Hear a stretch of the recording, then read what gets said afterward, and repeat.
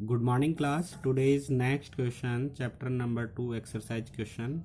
Question number 4. Explain the following given example. आपको इन को definition with example right करना है. सबसे पहला है सैचुरेटेड सॉल्यूशन. सैचुरेटेड सॉल्यूशन क्या होता है और इसके एग्जाम्पल ये मैंने आपको नोट्स में राइट करवाए थे जब नोट्स करवा रहा था. तो सैचुरेटेड सॉल्यूशन की मैंने 2 डेफिनेशन राइट करवाई थी. When no more solute can be dissolve in a solution at a given temperature it is called saturated solution. मतलब और ज़्यादा सोल्यूट की क्वांटिटी सॉल्यूशन में सॉल्वेंट में मिक्स नहीं होती, ठीक है, यदि उसको टेम्परेचर देते हैं तो वो उसकी सैचुरेटेड सॉल्यूशन वो कहलाता है. इसका एग्जांपल आप राइट कर सकते हैं sugar solution, salt solution etcetera. ठीक है. नेक्स्ट क्वेश्चन है प्योर सब्सटेंस. प्योर सब्सटेंस क्या होता है? A substance make a single type of atom या पार्टिकल या कॉन्स्टिट्यूएंट्स. तो एक सब्सटेंस जो कि एक ही टाइप के एटम से मिलकर बना होता है उनको ही क्या कहते हैं? Pure substance. तो आप राइट कर लीजिएगा a substance make single type of atom या पार्टिकल्स या कॉन्स्टिट्यूएंट कॉल्ड प्योर सब्सटेंस. जैसे कि गोल्ड है, एयू, गोल्ड का जो सिंबल होता है एयू से इसको रिप्रेजेंट करते हैं, ए कैपिटल यू स्मॉल. कॉपर है, सी कैपिटल यू स्मॉल. ऑक्सीजन है, O2. ये क्या है? एक ही टाइप के पार्टिकल्स से मिलकर बने हैं एटम से, इसलिए इनको प्योर सब्सटेंस अपन कह सकते हैं. नेक्स्ट है कोलॉइड. कोलॉइड की भी मैंने आपको डेफिनेशन 2 डेफिनेशन राइट कराई थी विथ एग्जांपल नोट्स में. Colloid solution. Colloid solution are heterogeneous mixture but their particle size is between 10 की पावर -7 सेंटीमीटर एंड 10 की पावर -5 सेंटीमीटर. या इसको आप ऐसे भी कह सकते हैं 1 नैनोमीटर टू 100 नैनोमीटर के बिटवीन होता है. ठीक है. इन्हीं को क्या कहते हैं? Colloidal particle.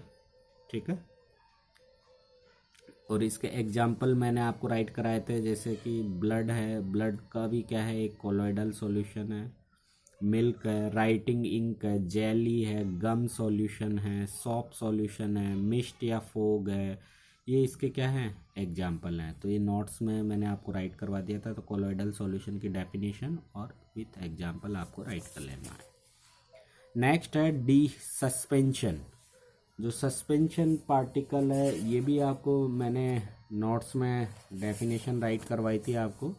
Suspension a heterogeneous mixture of a insoluble particle of solutes spread throughout a solvent is called suspension. जैसे कि एग्जांपल है muddy water in which particle of sand and clay are suspended in water. तो ये आपको write कर लेना है. Next है question number 5. Classify each of the following as a homogeneous और हेट्रोजीनियस मिक्सचर. ये कुछ एग्जाम्पल दे रखे हैं, इनमें से आपको होमोजीनियस और हेट्रोजीनियस को सेपरेट करना है. मैंने जो होमोजीनियस मिक्सचर है उसको मैंने हाईलाइट कर रखा है. तो जो भी मैंने अंडरलाइन कर रखे हैं ये सारे होमोजीनियस हैं. बाकी के जो बचे हैं वो क्या है? हेट्रोजीनियस है. जैसे सोडा वाटर होमोजीनियस है, एयर क्या है? होमोजीनियस है, विनेगर होमोजीनियस है, फिल्ट्रेट टी होमोजीनियस है, और बाकी के वुड और सॉइल क्या है? हेट्रोजीनियस मिक्सचर है. क्लियर है. नेक्स्ट है question. How would you confirm that colourless liquid given to you a pure water? How would you confirm that a colourless liquid given to you a pure water? इसका answer ये है, मैंने सामने लिख रखा है. We warm water at 100 degree centigrade और 373 kelvin temperature. क्योंकि 100 डिग्री किसके इक्वल होता है कैल्विन में? 373. 100 डिग्री को कैल्विन में ऐड करें तो 273 ऐड करते ही 373 कैल्विन हो जाता है. तो अपन इस टेम्परेचर पे वाटर को यदि वार्म करेंगे तो वाटर क्या होगा? वेपराइज्ड होगा, स्टीम में कन्वर्ट होगा.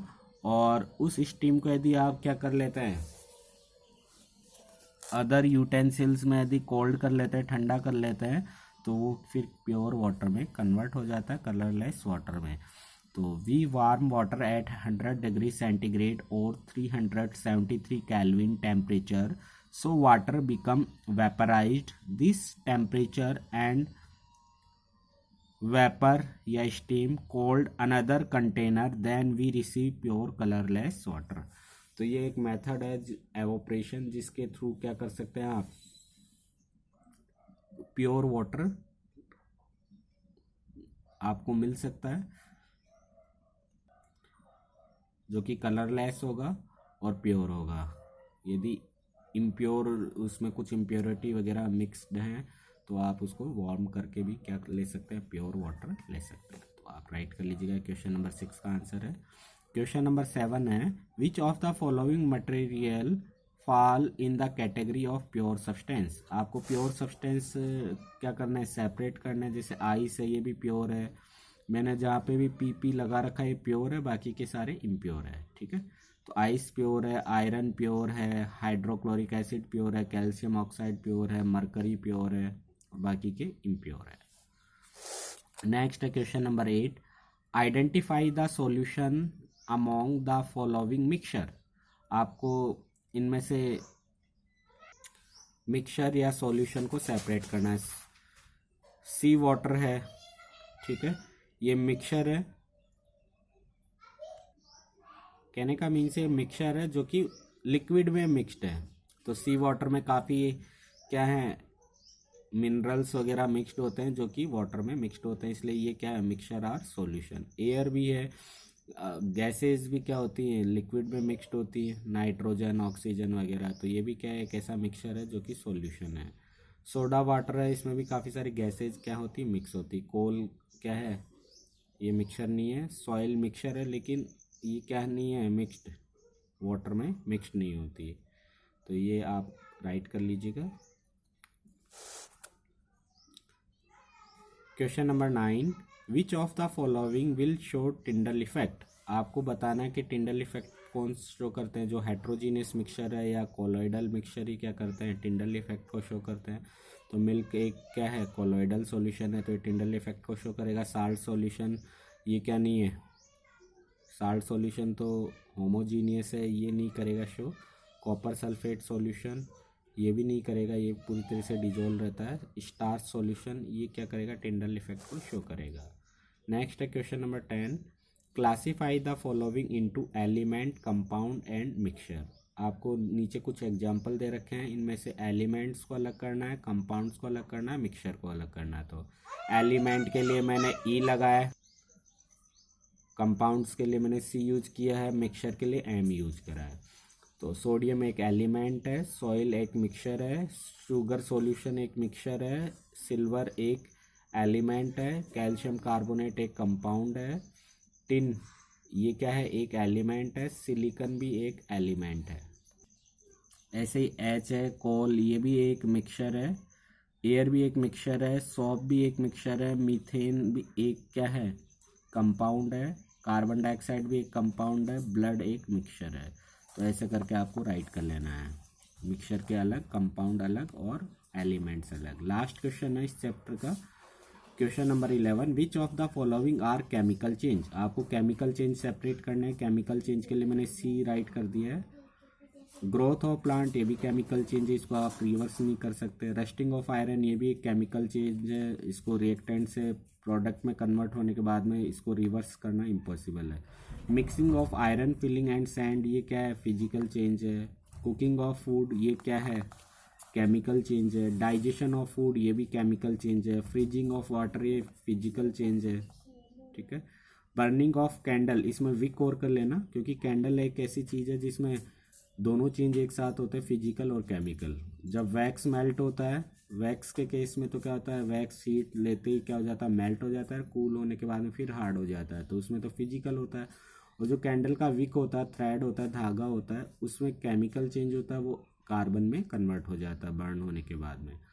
तो burning of candle wick chemical change है, क्लियर है।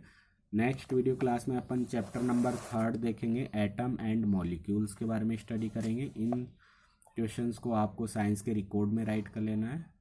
Thank you, have a nice day.